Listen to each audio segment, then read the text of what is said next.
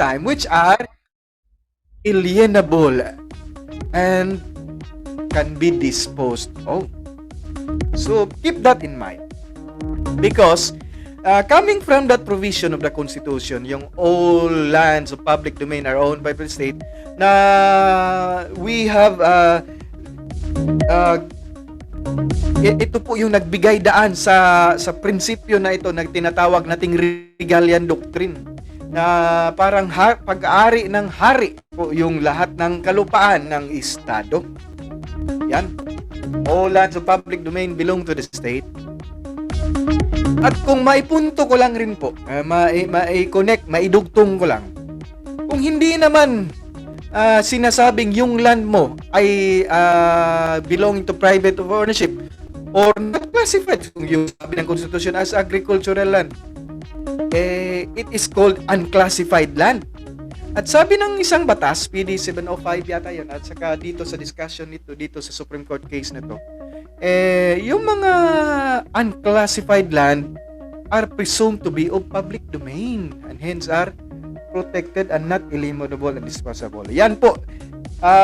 Always bear that in mind, yung prinsipyo na yan, as we go on with the discussion of our Boracay case. And this is under GR number 167707 dated October 8, 2008, the Department, the Secretary of DNR versus Yap et al.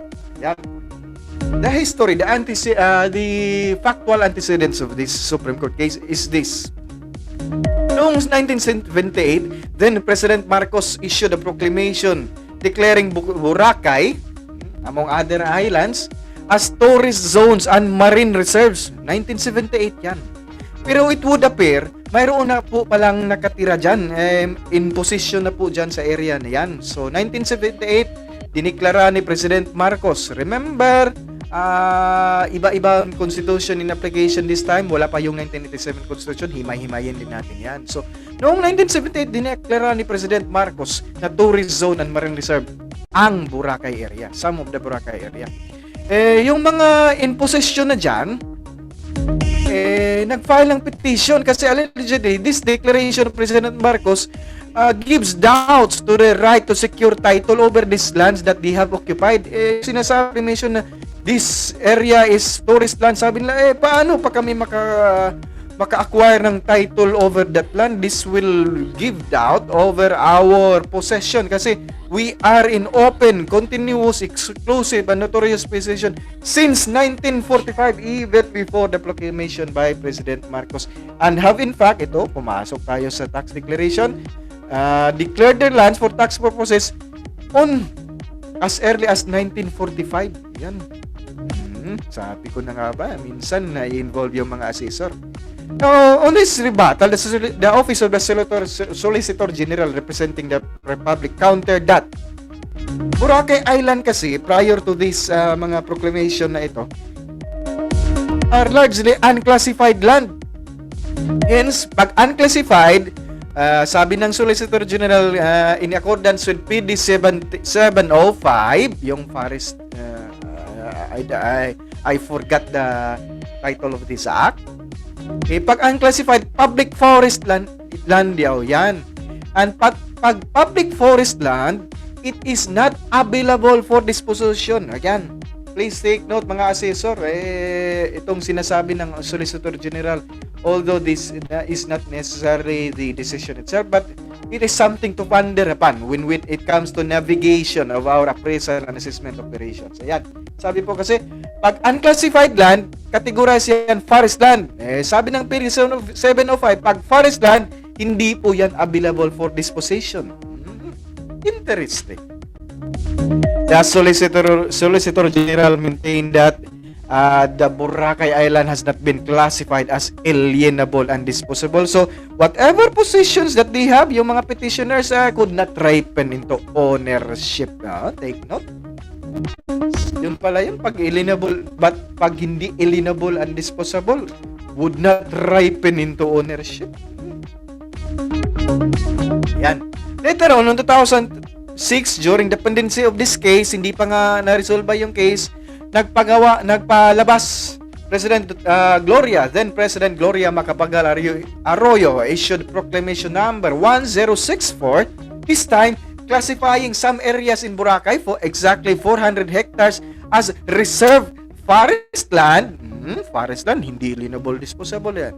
And some other areas, particularly 628 or 96% of the area, 628 hectares as agricultural land. Take note yung sinasabi kong provision ng Constitution kanina. Yung pwede lang ma-dispose ay yung mga agricultural land. Ito, nagawa ng proclamation na si President Arroyo na 628 of the Boracay Island would be agricultural land. Yan ginawa. Gagawin din yan ni President Duterte. Pinagtatawanan. Hindi naman agricultural daw. We will find later on kung ano yung pinaka-meat sa kanyang proclamation na yan. Now, again, the petitioners of this case filed mandamus and nullification again of this time of that proclamation kasi nga sabi na we have prior vested rights. So would that prior vested right prevail over the fact that over the counter of the Office of the Solicitor General that these are unclassified land, therefore forest land, therefore cannot be alienated, and whatever possession could not ripen into ownership. Interesting to note, ha?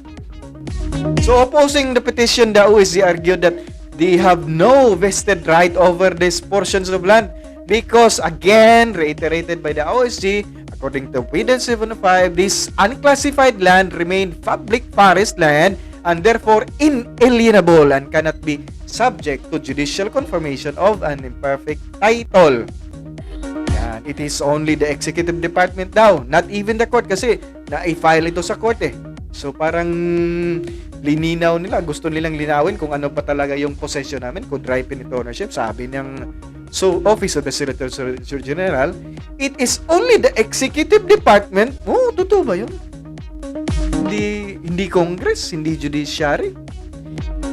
Balikan mo yung constitution mamaya, yung provision, only agricultural land can be classified as alienable and disposable. It is only the executive department now that can reclassify the lands into from public domain into alienable and disposable land. And there is a need for a positive act on this.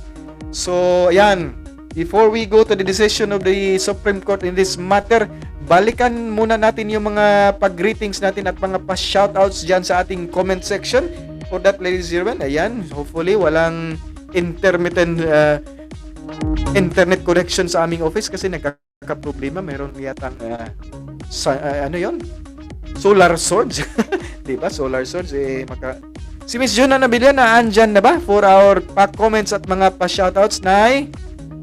Wala pa rin. Siguro mahirap yung internet connection. Ladies and gentlemen, remember, i-recap ko lang, sinasabi ng Supreme Court, sinasabi po ng parties, they have prior vested rights. Sinasabi ng Solicitor General, no, your possession cannot ripen into ownership kasi nga, these lands are unclassified lands and therefore are public forest land, and according to PD 705, Ms. Junan, pasok anytime pag available. And therefore, according to PD 705, are inalienable and not disposable. Ayan, okay, Torns. Ayan, go ahead, Nay. Go ahead. Shout out po. Happy birthday po muna kay Julie Spanoy for tomorrow, and belated happy birthday po kay July Orsunan, yung City Treasurer ng Bugo City. And shout out kay Attorney Regal Oliva, ang City Treasurer ng Mandaue, kay Marie Ave, Yes, Senyor. at kay Sir Jun Rivera, ang City Treasurer ng Toledo City. Shout out sa mga kasamahan namin, kay Gemma Abendan, kay Carlito Fajardo, kay Alan Suaso, kay Ana Teresa Balani, kay Mary Sit na ngayon ay nagpabakuna. Gusto daw siya magpa-shout out. Kay Hernan Solano, kay Chris Marie, kay Razin Montalba at kang Crisilda Rolida. So far, Torns, yan pa lang ang... Thank you, Nay. Thank you, Nay. Shout out ko rin si Miss Eugenia Dayag, Emma, treasurer ng, at saka si Ma'am Leria, Bantasan. Suki natin sa kapihan diyan sa Sibunga Municipal Treasurer's Office. Good morning po sa inyong lahat. Good morning sa kabanmate ko po si Engineer Glan Balasabas. At saka ito, from Real Property Tax Division ng Pasig City, ng City Treasurer's Office, Federico Morales Salangsang. Good morning po sa iyo, sir. Nice of you to join us. And Treasury Department of Quezon City, Mark Anthony Manalang. Kumusta po kayo? Ingat-ingat po kayo dyan sa NCR. Ayan, ladies and gentlemen, to continue with the discussion on the Boracay case, ayan, ay marami tayong nanonood na taga-treasury ngayon, ha? So, please kindly replay or revisit our prior episode, yung pang 34th episode yata, about Citus of Taxation yon. Kasi nakakahiya naman, we are discussing assessment, baka sabihin yung assessment lang lahat dito. So you can visit our 34th episode, and even prior to that episode, marami kaming mga treasury discussions din. This time, we tip over to the legal precedents. Hindi ko sabihing mga star diseases kasi baka hindi nga in-bank itong decision na ito. So, ito na. Please replay. Sa lahat po ng aming viewers ng Kapihan, you can replay anytime doon sa ating mga prior episodes. We will catalog them later on kung anong mga title, anong dinidiscuss natin sa respective episode. Again, ladies and gentlemen, balik po tayo dito sa Boracay case. Again, remember, President Duterte intends to place Boracay under agricultural land reform. Sabi po ng mga kritiko, ano ba namang agricultural land area doon? Wala ka namang makikita mga fruit-bearing trees na capable of agricultural cultivation. Yan. Kaya pala, ginawa ni President Duterte yun. Remember, the issue this time is there are many commercial activities na ginagawang tourist destination, mga resorts, hotels. So, would you issue tax declaration on this mga improvements? Ladies and gentlemen, for a nitty-gritty of the discussion, visit din doon sa aming Timberland to tax or not to tax episode. Mga early episodes of January this year yata yun. So, tungkol po yun sa assessment naman side. Dito we will center on legal side muna. Now, binalikan po ng Supreme Court yung Regalian Doctrine and the power of the executive to reclassify lands of public domain.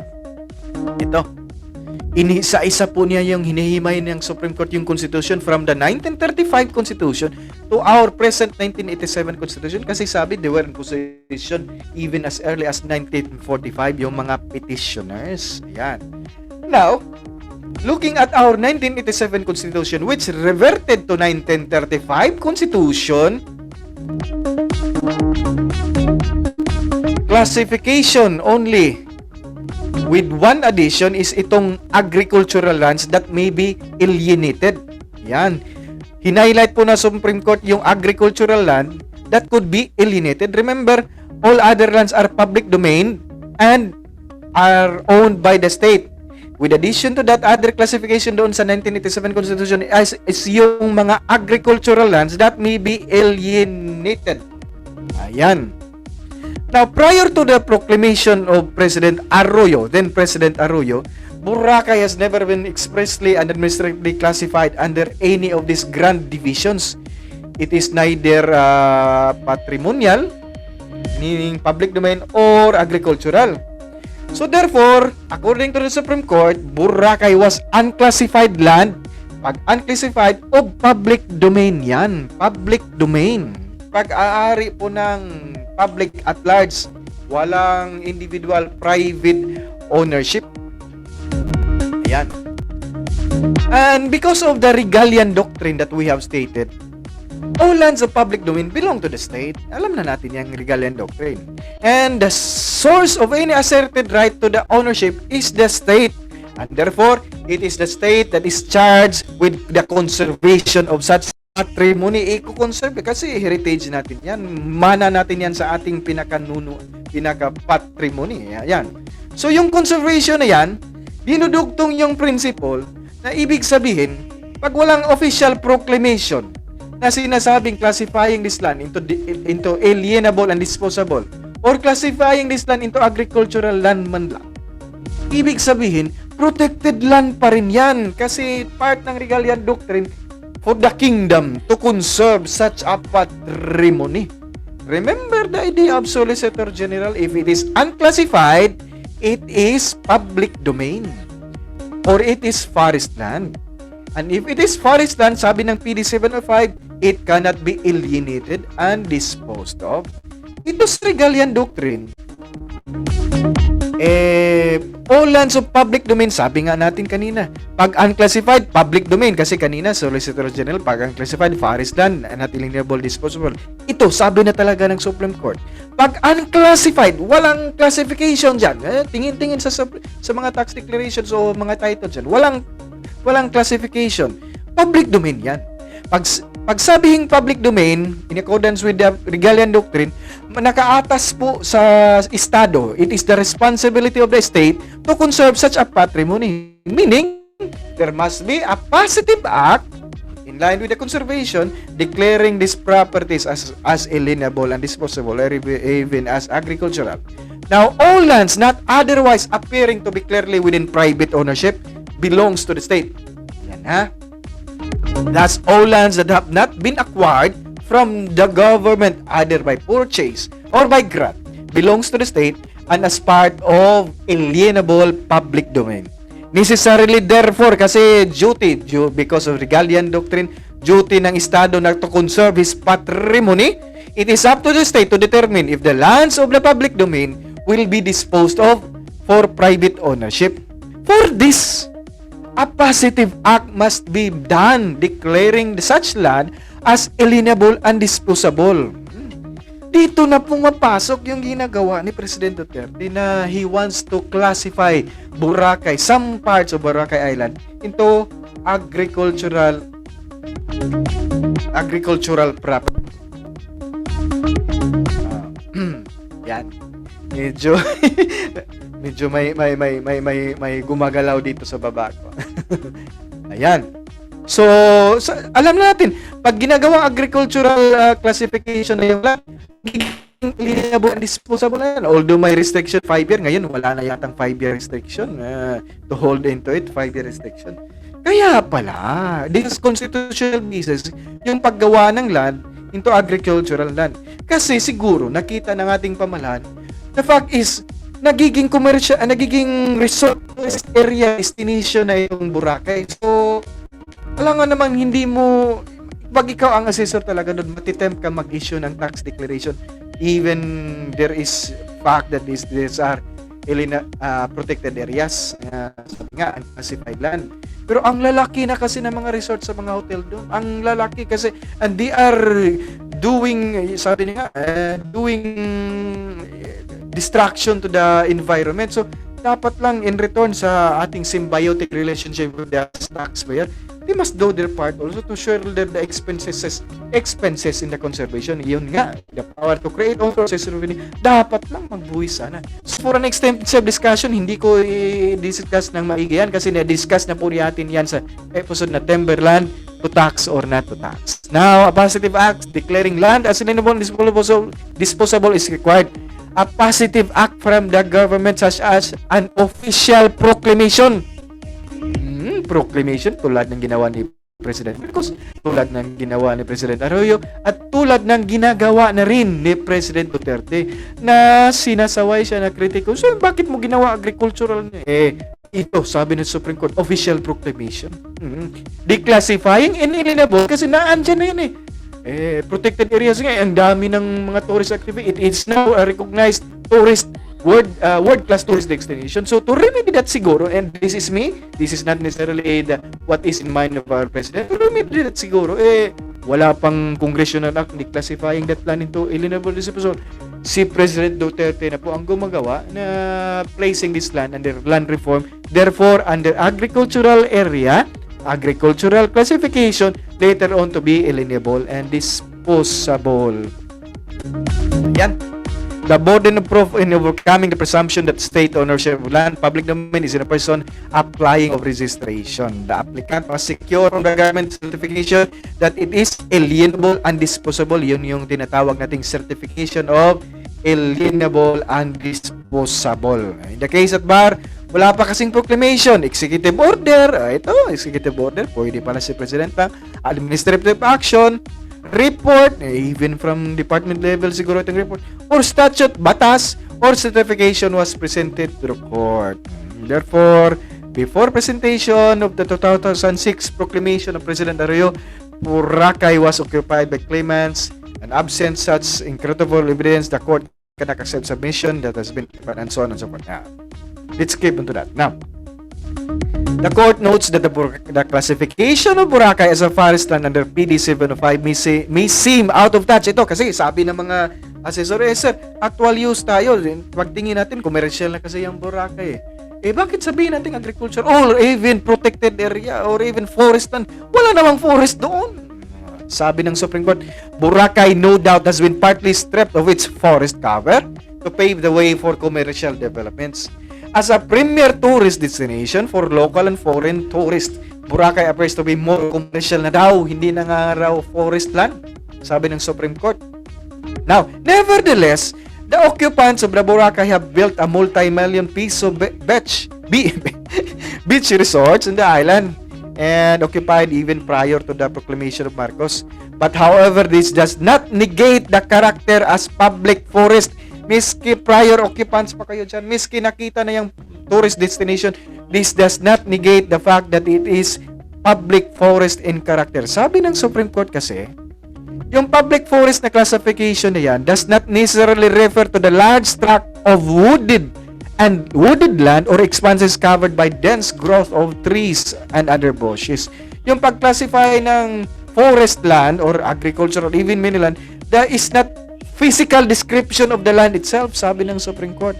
However, sabi ng Supreme Court, the descriptive, yung pagsabing protected or forest land ang Boracay is descriptive of its legal nature or status and does not have to be descriptive of what the land actually looks like. Ayan, take note mga assessor. Kasi sinasabi natin, pinupuloso po natin, bakit forest land? Wala namang forest yan. Bakit agricultural? Wala namang. Sabi ng Supreme Court, yung classification daw na yan, protected land na yan, forest land na yan, is not a physical descriptive. However, it is a legal descriptive. Now, it is an description of its status, of its nature, and therefore, description of its legal protection later on. There is a big difference between forest as defined by the dictionary and forest or timber as a classification of land public domain as appearing in our laws, in our constitutions, in our statutes. One is descriptive of what appears in land and the other is the legal status of a classification for legal purpose. At any rate, sabi po ng Supreme Court, the court is tasked to determine the legal status. Hindi po yung sinasabing what is the physical status, description of the Boracay Island and not look into physical layout. Hence, if it is forest cover has been replaced by beach resorts, restaurants, or other commercial establishment, it has not been automatically converted from public forest to alienable agricultural land. And this is where I think President Duterte took his cue. Hindi ibig sabihin na mayroong mga commercial activities na yun, automatic na yung pagka-abolish ng kaniyang forest land classification or legal description. It does not automatically convert the public forest to alienable agricultural, yan yung presence of mga resorts na yan. Kaya, it was the proclamation of President Arroyo that converted some of the areas into alienable and disposable. This time, makakabuwis na kami kasi mayroon ng iandi doon sa lupa mismo.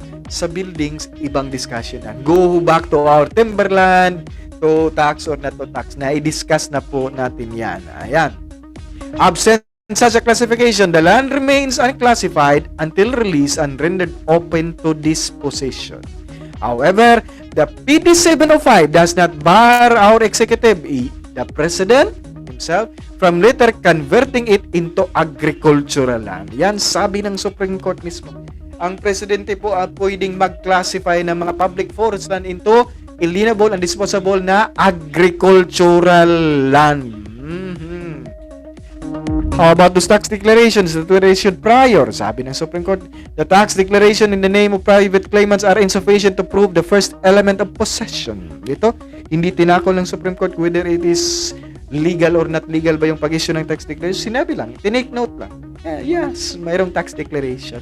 So, walang legality or illegality. We note that the IRS tax declaration is as of 1945, pero sabi, naka-recently dated daw po kasi yung mga tax declaration, so hindi naniniwala ang Supreme Court. Now, the Supreme Court is aware that there are millions of pesos have been invested for the development of Boracay, and while this court commiserates with the private claimants' plight, we are bound to apply the law strictly and judicially.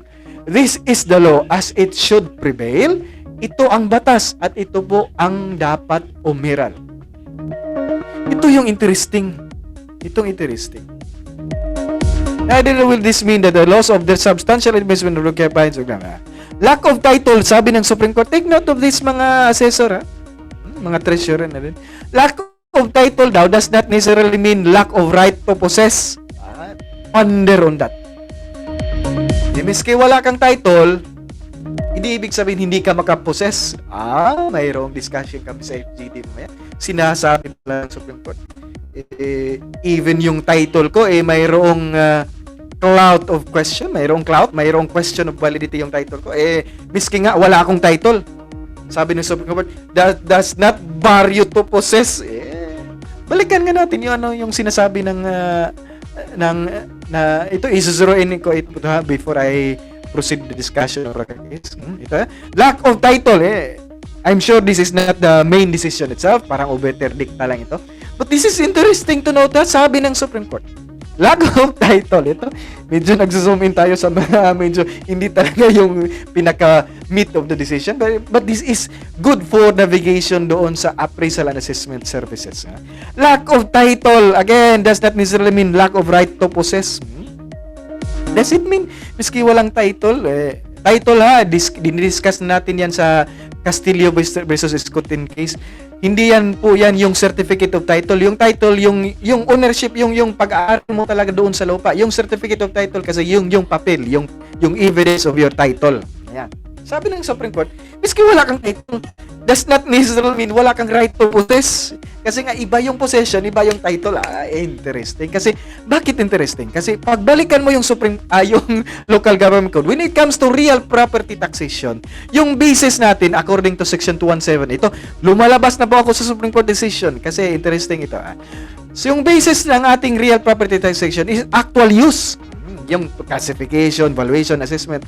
Nang bubuwis po tayo ng real property tax based on actual use. Again, balikan po yung sinasabi ng Supreme Court. Lack of title. Miski wala kang title, does that mean wala kang right to possess. Ito, sa real local government code, actual use yung basihan ng real property tax. Ano ba yung use? Dinidefine po kasi local government code pa rin. Ano yung actual use? Ano yung use? Diyan, yung predominant. Yan, alam ng mga assessor yung predominant na principle Sinusuruin ko po itong possession. Yeah. Pag hinahanap natin yung actual use, hinahanap rin natin kung sino yung may possession. Naka-embed po yan sa definition ng actual use. Again, balik tayo. Sabi ng Supreme Court, miski wala kang title, may right to possess ka. Does not mean wala kang possess. Sabi ng ating local government code, actual use yung pagbasihan ng ating real property taxation. In fact, to issue tax declaration, actual use. Ano ba yung use? Yung mayroong possession yung sinasabing hanapin natin. So, ibig sabihin, pag mayroon, does it mean, I'm raising a question sa inyo mga kapiyan, pag may possession ako, not necessarily a title, balik dyan sa Section 217, pwede ba akong makasecure ng tax declaration? Kasi may possession, sabi ng Supreme Court, miski wala kang title, wala kang right, hindi na necessarily wala kang right to possession. Dito kasi sabi ng 217, sinahanap yung actual use. Ano ba yung use? Yung possession. Yan yung basihan ng pag-issue ng tax declaration kasi yun yung basihan ng 217 ng real property taxation. Just asking. Ayan, interesting to note. We close on this decision with this. For one thing, those with lawful possession may claim good faith as builders of improvements. Good faith as builders of improvements, and they can take steps.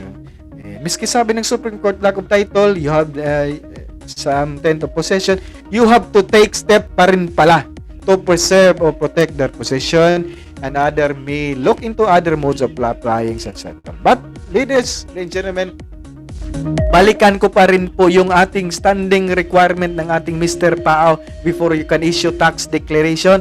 Mayroon pa rin pong certification that it is alienable and disposable. Yan, asan ba yun? Approved survey plan at saka yung in case of public domain,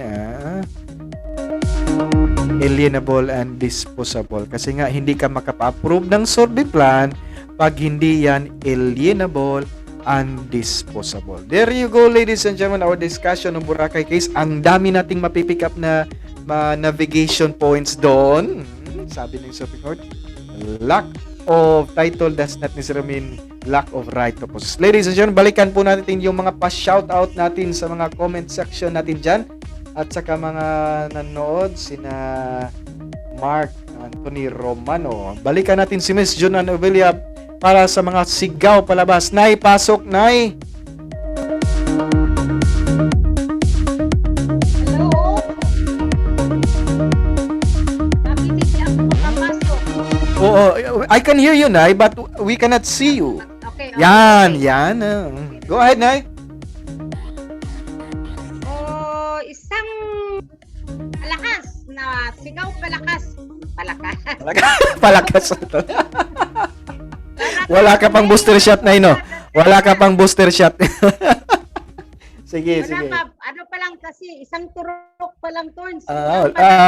Talo ka doon sa kilala ko, 4 na turok na. Uy, nako. Sige, go ahead, Nay. Sa madapuan ng kahit anong. Okay.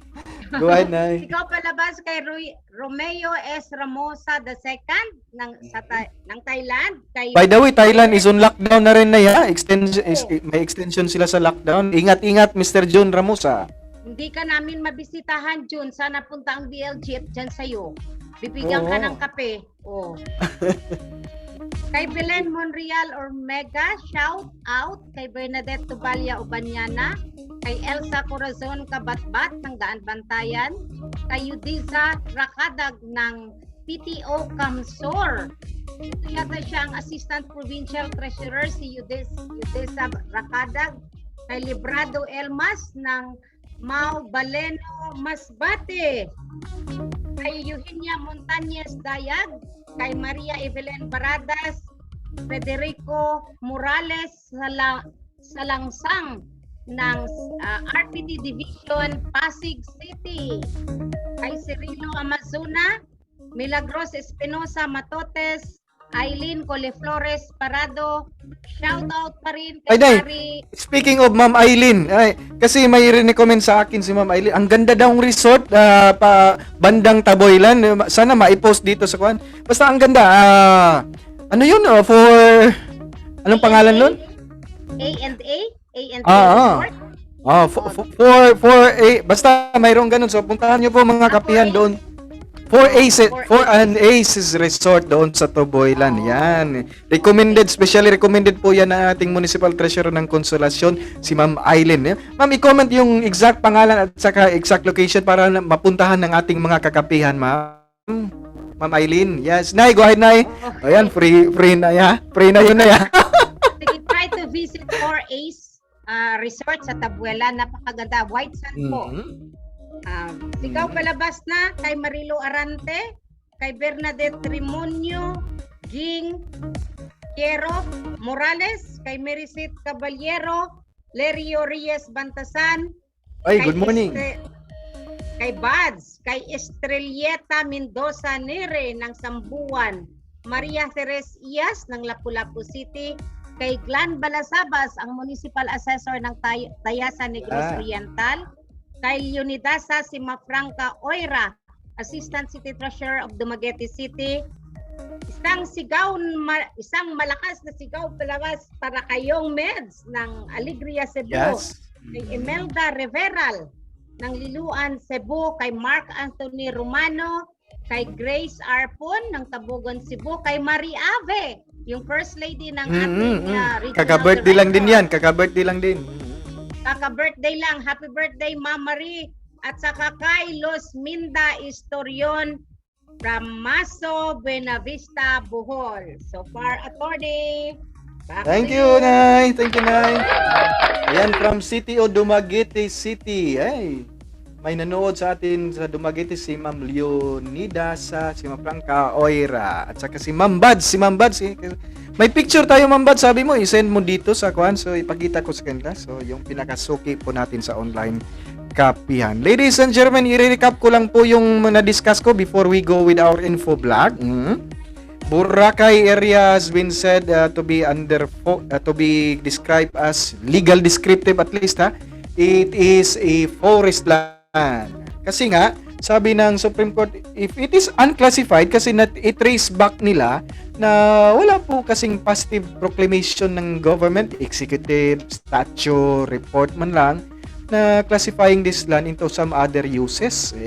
Sabi ng Supreme Court, pag unclassified, forest land, inalienable and disposable. Now, about the question, bakit forest land? Wala naman yung mga forest dyan. Sabi ng Supreme Court, it is not a physical descriptive. However, it is a legal descriptive of its protective nature. What is interesting that Supreme Court case, sinasabi ng obiter dicta siguro, lack of title, itong interesting, magagamit natin pa. Lack of title does not necessarily mean lack of right to possess. Tayo, nambubuwis tayo sa assessor based on actual use. Ini-issuehan natin yung tax declaration based on actual use. Pagpunta natin sa definition ng actual use, predominantly, principally use of the person in possession thereof. Ibig ba sabihin, pag may possession na, issuehan ng tax declaration, miski mayroong question as to title, we can expound on that discussion later on. Ladies and gentlemen, that was our legal precedents into appraisal and assessment operations. For that full text of that case, please go to the website of the Supreme Court and look for that citation that I have posted earlier. At this juncture, ladies and gentlemen, puntahan na po natin yung ating panghuling part ng ating information vlog.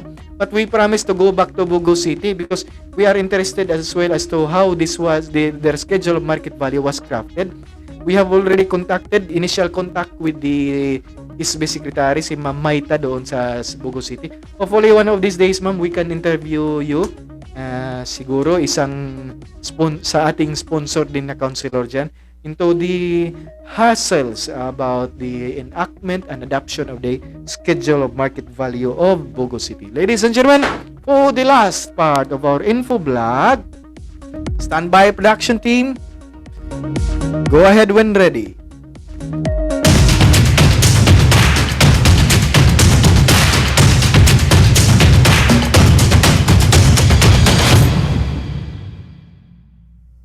So, magandang umaga mga kapihan. Ngayong araw na ito, nandito tayo sa Barangay Marangog, Bogo City, kung saan yung Assessor's Office sa pamumuno ni Engineer Margie ay nadi-distribute dito ngayon ng kanilang Notice of Assessment. So, Engineer Margie, good morning po. Good morning po, Sir Joe. Ma'am, pwede niyo po ba may babahagi sa ating mga viewers kung ano po yung sistema dito sa distribution natin? Bakit po kayo mismo yung pumunta dito, ma'am? Kasi po. Ganito ang proseso namin. Padali naman ng sulat yung kapitan kung kailan ang schedule na i-distribute namin ang notice of assessment. And then magpadala kami nitong list of declared owners in Barangay Marangog. So dito makikita yung section 1, name, Hawakan mo na, ma'am. Ikaw na mga pangalan nila, and then nandito yung tax declaration number, and then nandito rin section. So section 1 ba sila, or section 2 ba sila, section 3, and so on. So, yung mga landowners, yung mga property owners, punta dito ng table na to, nandito yung mga BHW sa Barangay Marangog. And dito sila mag-ask kung saan nga section sila. Ibigay sa kanila yung pangalan nila, and then yung BHW na ang maghanap kung saan nga section ang kanilang lote nakalagay. So makita niyo tax declaration number and section ang binigay namin. And then pagkatapos nila, ikat ito. Ikat nila yung mga pangalan para madali. Ikat tong mga pangalan na to. At puntahan namin nila tracing. doon para sa tracing. Ganito ang sa tracing.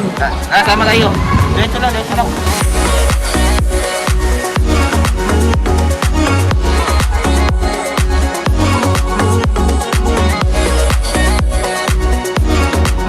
Bigay nila sa dito, ito mga nakat para systematic ba? Anastasio, ganito. Ibigay nila dito sa tracing and verifying. So yun natin natin So, apat na in charge. ito, 05 until 05. Ganito, merong numbers. So, mas madali Madali. ang pagbigay sa mga tax declarations. After that, ito na ang bigyan nila para madali. And then after that, punta sila doon. Or Ibigay pa sa client mo, wala. may ibigay sila sa Yung papel client. na yung papel. Wala Wala sila na. ibigay sa client. Sila ang magbigay sa amin doon. Sila mabibigay Oh, doon. so, Okay. ganito na. So, ano na nga, pagkabigay ng nakagupit na papel dito, yung staff ni Ma'am Margie, sila yung maghatid doon sa kabilang mesa para For sa signature. signature. Tara.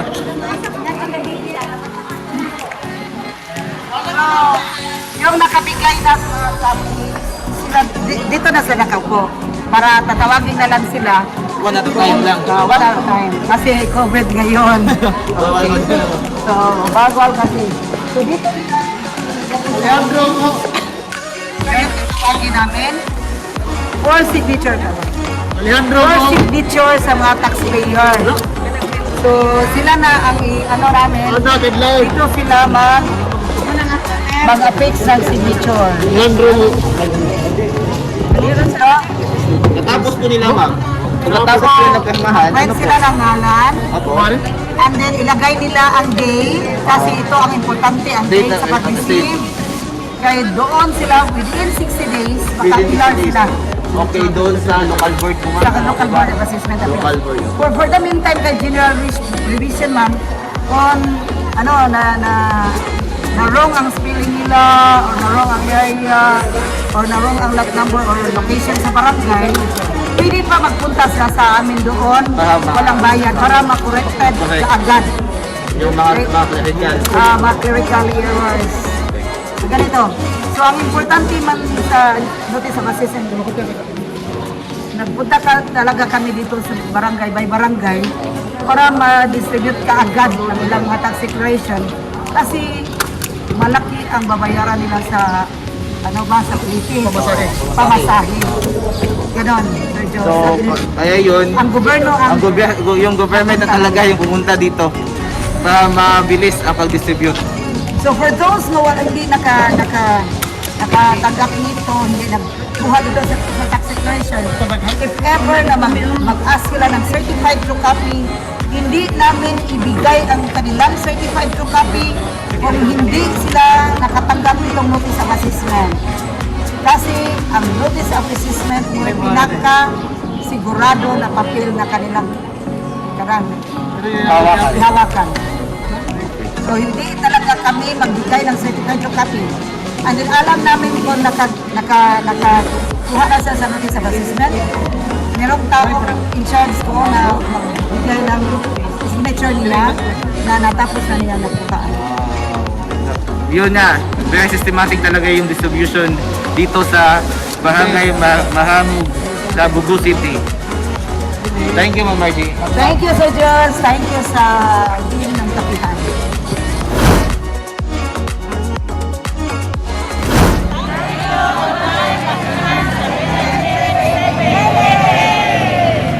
So, magandang umaga. Ito po si Ma'am Emerita. Siya po yung asawa o may bahay ng ating barangay kapitan dito sa Barangay Mahamog, Bugu City. So, ma'am, ano po yung masasabi niyo, ma'am, na yung mismo si Engineer Margie ng City Assessor's Office yung pumunta dito sa barangay niyo para mag-distribute ng notice of assessment? Kami dako kami pasalamat sa Ma'am Margie Uyamo nga ano sila aron pag-distribute sa mga assessment notice of assessment kaya aron ang mga katauhan mo dili na mag-adto sa City Hall aron mo buha silang mga deklarasyon. Kay ang kwarto sa ang mga tawag sa kanang masusuko sa kulitang ulang kanang pamilite kanang nakasave na sila. Nya kanang ang kami nagkukay ka pasalamat sa mga na ni hatag itagaan din ni kuan din nga iya gimig tagang panahon. Dali ka ma'am no, ha, pandemic, kayo ang mga kwarto si Tihon, no? Pasagol doon sa lahat ng mga sibindi na ito. Social distancing. Social distancing kayo ito. Mao na nga lagi ilan lagi schedule ng marango. Mo din pandemic. Kung pandemic ba schedule sila nga dili man kita ka magdaghan dito sa mga Thank you kayo, ma'am. Thank you, ma'am. Kayo, amping lang kita kayo. Si COVID, nakagin na din na. Sige. So mga kakapihan, huwag niyong kalimutan to like and share this video and please subscribe to our channel. Sa susunod na episode ng BLGF7 Info Drive ay makakausap naman natin ang Sangguniang Bayan members. Abangan mga kakapihan! Ayan. Congratulations sa ating mga production team Infoblog. Sina Miss Sara Mitante, Sir Julis Panoy, Ann Teresa Balani at saka si Sir Jed Chin. Yan po yung bumubuo ng aming Infoblog online kapihan sa BLGF7. So we will give you that episode once we have interviewed the mga SB Secretary, yung mga councilors of police, yung mayor din, about this schedule of market value, kung ano pong tulong ito at saka paano craft, paano po yung hurdles ng doon sa session, doon sa sanggunian. Kasi personally, I have attended one or two sessions of the sanggunian yata, at saka pang third yung public hearing. Defending the schedule of market value through, of course, the invitation of Ma'am Marjorie Mat. Pasalamatan po namin pala yung lahat ng personnel ng City Assessor's Office of Bugo dahil sa kanilang cooperation. Gawa po namin yung Infoblog na yon at saka we will taken care of ni Ma'am Engineer Marjorie Yamot. Nagpalitson pa siya isang araw, nagpalitson siya. Ang dami-daming ginagawa ni Ma'am Marjorie. She has gone out her way just to accommodate the vlogging team doon sa BLGF7 Kapihan. Nakita nyo naman, pati yung mga tao na binibigyan ng notice of assessment, sinasabi na manood kayo lagi daw ng online kapihan sa BLGF7. I-consulta mo kay Atty. Tanyika. Ladies and gentlemen, wala na po tayong closing message. Pwede lang kung mayroong pag-greetings pa dyan, Nay. Babalikan ko na lang si Miss John Alabilla para sa kanyang parting message na rin at saka parting greeting sa ating mga commenters dyan sa online streaming live. Nay, do I have you, Nay? Mahina pa rin yung internet sa aming office. Okay.